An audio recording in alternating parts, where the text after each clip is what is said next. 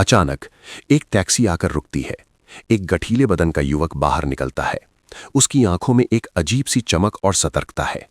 वो कोई मामूली गुंडा नहीं था, वो मान्या सुर्वे था। जैसे ही उसने अपनी जेब से रिवॉल्वर निकालने की कोशिश की, चारों तरफ से गोलियों की तड़तड़ाहट गूंज उठी। ये मुंबई का पहला ऑफिशियल एनकाउंटर था। लेकिन सवाल ये नहीं है कि वो कैसे मरा। सवाल ये है कि एक होनहार 78% अंक लाने वाला ग्रेजुएट छात्र जो धारा प्रवाह अंग्रेजी बोलता था, वो जुर्म की इस दलदल में उतरा कैसे? क्या वो अपराधी पैदा हुआ था या उसे सिस्टम ने बनाया था? चलिए वक्त के पहिए को पीछे घुमाते हैं और चलते हैं रत्नागिरी के उस छोटे से गांव में जहां से इस एजुकेटेड डॉन की कहानी शुरू हुई थी। मनोहर अर्जुन सुर्वे, जिसे दुनिया आगे चलकर मान्या के नाम से जानने वाली थी, का जन्म 1944 में रत्नागिरी के रणपुर गांव में हुआ था। बचपन में ही पिता का साया उठ गया और मां ने दूसरी शादी कर ली। मान्या अपने सौतेले पिता और बड़े भाई भार्गव सुर्वे के साथ मुंबई आ गया। 1952 में जब यह परिवार एल्फिंस्टन रोड की एक तंग चाल में रहने आया, तो इनके पास सिर्फ सपने थे, संसाधन नहीं। भार्गव सुर्वे ने गरीबी से लड़ने के लिए जुर्म का छोटा रास्ता चुना और भार्गव दादा बन गया। लेकिन मान्या अपनी किताबों में डूबा रहता था। दादर के कीर्ति कॉलेज में उसका रुतबा एक स्कॉलर का था। वो साफ सुथरे कपड़े पहनता, बेहतरीन अंग्रेजी बोलता और शिक्षकों का पसंदीदा था। उसने 78% अंकों के साथ ग्रेजुएशन पूरी की। उस दौर में एक चौल में रहने वाले लड़के के लिए ये उपलब्धि किसी चमत्कार से कम नहीं थी। लेकिन नियति ने उसके लिए पेन की जगह पिस्तौल लिखती थी।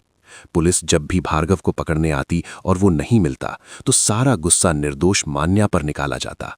हवालात की उन काली रातों और बेकसूर मार ने मान्या के भीतर के मैन को मारकर एक मॉन्स्टर को जन्म देना शुरू कर दिया था।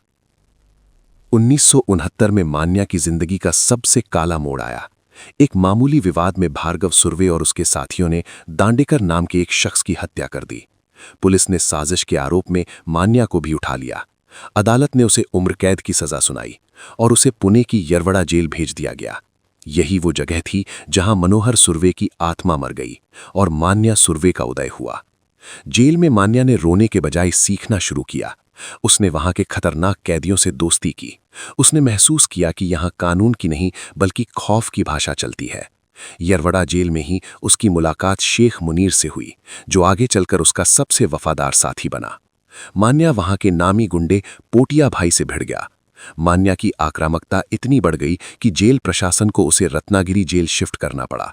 वहां उसने जेल की लाइब्रेरी में बैठकर अपराध जगत के उपन्यासों, क्राइम नॉवेल्स को पढ़ना शुरू किया। उसने जेम्स हेडली चेज के उपन्यासों से सीखा कि कैसे एक अपराध को परफेक्ट प्लानिंग के साथ अंजाम दिया जाता है। मान्या को 14 साल की सजा हुई थी, लेकिन वो पूरे 14 साल सलाखों के पीछे काटने के मूड में नहीं था। 1979 में उसने एक मास्टर प्लान बनाया। उसने जेल में खाना छोड़ दिया और भूख हड़ताल का नाटक किया। कुछ ही हफ्तों में उसका वजन 20 किलो गिर गया। जेल के डॉक्टर घबरा गए कि कहीं ये पढ़ा लिखा कैदी जेल के अंदर ही दम न तोड़ दे। उसे एक स्थानीय सरकारी अस्पताल में भर्ती कराया गया।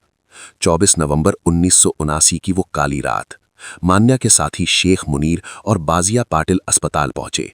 सुरक्षा में तैनात पुलिसकर्मियों की आंखों में मिर्ची झोंकी गई और मान्या वहां से हवा हो गया। ये सिर्फ एक फरारी नहीं थी, ये मुंबई पुलिस के चेहरे पर एक करारा तमाचा था। रत्नागिरी की पहाड़ियों से होते हुए मान्या वापस अपनी कर्मभूमि मुंबई पहुंचा। लेकिन इस बार वो अकेला नहीं था।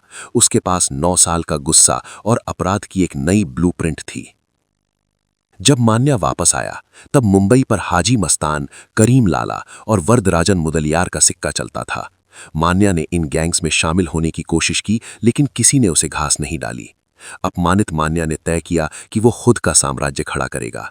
उसने शेख मुनीर, रहमान और उदय शेट्टी के साथ मिलकर अपनी सुर्वे गैंग बनाई। मान्या ने अपराध को कॉर्पोरेट स्टाइल में बदला। उसने लॉयल्टी कोड बनाया, जो गद्दारी करेगा वो मरेगा। उसने पहली बार प्लानिंग शब्द को अंडरवर्ल्ड में पेश किया।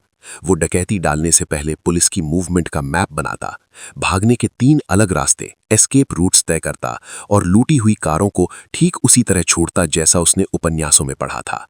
माहिम और गोवंदी की मिल्क स्कीम की लूट ने पूरे मुंबई पुलिस महकमे को हिलाकर रख दिया। अब दादर और वडाला की गलियों में एक ही नाम गूंजता था, मान्या सुर्वे।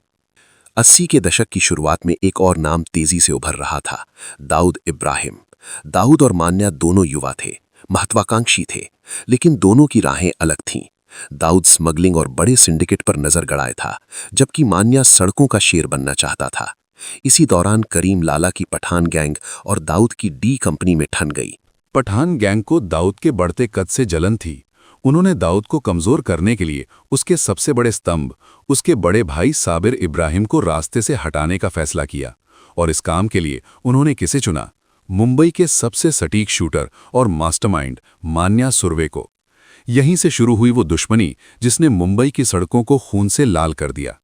मान्या ने बिना ये सोचे कि वो किससे पंगा ले रहा है, इस खूनी खेल में कदम रख दिया। 12 फरवरी 1981 रात का वक्त था। दाऊद का भाई साबिर इब्राहिम अपनी प्रेमिका चित्रा के साथ अपनी कार में जा रहा था। उसे अंदाजा भी नहीं था कि पीछे एक फूलों से सजी एम्बेसडर कार उसका पीछा कर रही है। जैसे ही साबिर की कार प्रभा देवी के एक पेट्रोल पंप पर रुकी, फूलों वाली कार से मान्या सुर्वे और उसके साथी बिजली की फुर्ती से उतरे। अंधाधुंध फायरिंग हुई। साबिर को संभलने का मौका तक नहीं मिला। गोलियों की तड़तड़ाहट शांत हुई और साबिर की लाश खून से लथपथ पड़ी थी। जब ये खबर दाऊद तक पहुंची तो वो सन्न रह गया। उसने अपनी आंखों से अपने भाई का जनाजा उठते देखा और कसम खाई कि वो मान्या सुर्वे का नामो निशान मिटा देगा। लेकिन मान्या को मारना इतना आसान नहीं था। वो साए की तरह गायब हो जाता था। दाऊद समझ गया कि मान्या को गोली से नहीं बल्कि जाल से मारना होगा। दाऊद इब्राहिम ने एक ऐसा खेल खेला जो उस समय तक किसी ने नहीं सोचा था। उसने मान्या को मारने के लिए खुद के शूटर भेजने के बजाय पुलिस का इस्तेमाल किया। दाऊद के मुखबिरों ने पुलिस को मान्या के हर ठिकाने की जानकारी देनी शुरू कर दी। पुलिस पर भी साबिर की हत्या के बाद भारी दबाव था। मुंबई पुलिस ने एक स्पेशल टीम बनाई जिसमें इंस्पेक्टर इसाक बागवान, राजा तांबट और वाईडी भिड़े शामिल थे।